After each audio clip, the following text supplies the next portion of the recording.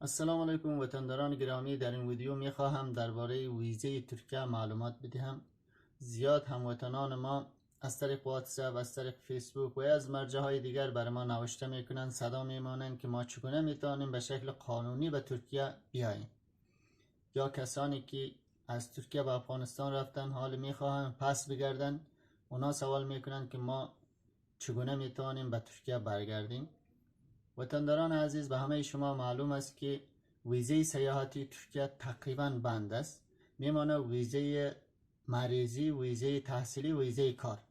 ویزه تحصیلی، ویزه مریضی اونا بحث جداگانه است که در یک ویدیوهای دیگر شاید درباره اونا بحث کنیم.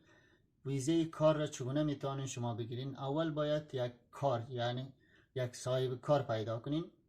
با صاحب کارتان یک تعهدنامه کاری امضا میکنین. تعهدنامه کاری را که امضا کردین، باز تعهدنامه کاری را به افغانستان میخواهین. حال این سوال به ذهنتان خطور میکنن که ما در افغانستان هستیم، صاحب کار ما در ترکیه است، چگونه میتوانیم اون معاهده را ما امضا کنیم؟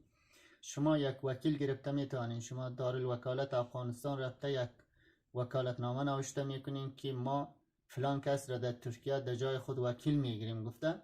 باز او رفته با همراه صاحب کارتان معاهده نامه را امضا میکنن، ورقایتان را حاضر میکنن، به شما میفرستن.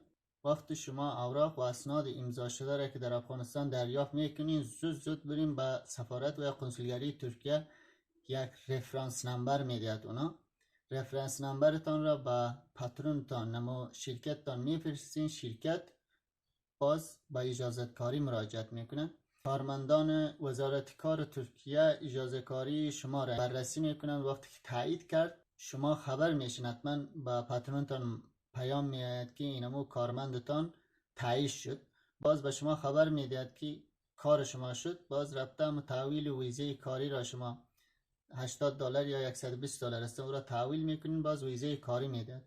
باز اما اجازت کاری یا کیملیک کارت که هستن و با پاترونتان ارسال میشه. باز در ترکیه که آمدین انشالله کارهای دیگه ایش که وجود دارن اونا آسان است، اونا را بعدا یکی دیگری انجام میتین که با سیستم داخل میشه، با سیگورته شما را پرداخت میکنن. اونا چیزای آسان است. معاهده نامه امضا میکنین. یکی ورقایی که وزارت کار ترکیه میخواهن اونا را آماده میکنین. ورقایی که از پاترونتان میخواهن اونا را آماده میکنین. اینا کم مشکلات دارن دیگه، کلش آسان است.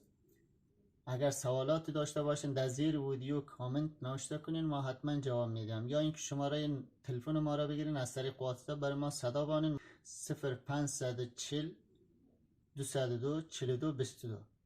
یا اینکه اگر میخواین چای سبز ما را بنوشین، در روبروی سفارت افغانستان در انقره دفتر ما هستن، بیاین خوش میایین، انشالله صحبت هم میکنیم. تا به ویدیوی بعدی، خداحافظ و ناصرتان.